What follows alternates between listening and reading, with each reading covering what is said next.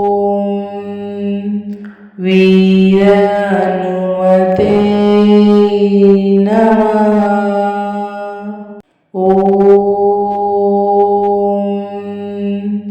वीरानुमते नमः।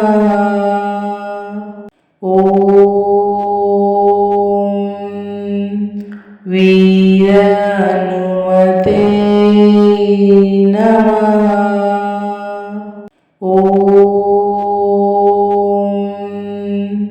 वीरानुमते नमः।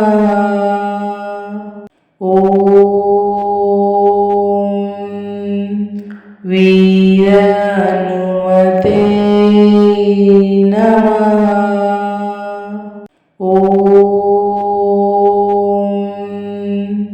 वीरानुमते नमः। वीरानुमते नमः।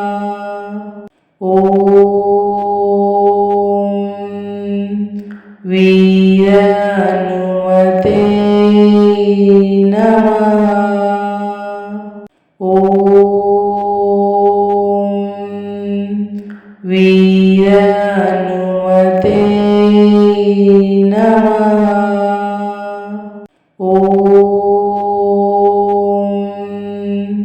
वीरानुमते नमः।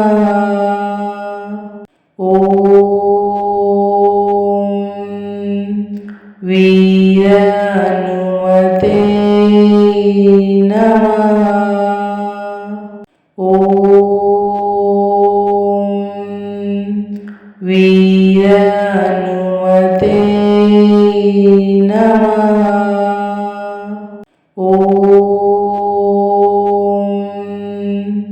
वीरानुमते नमः।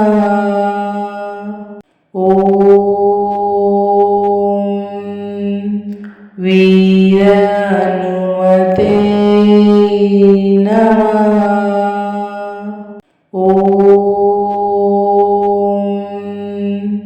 वीरानुमते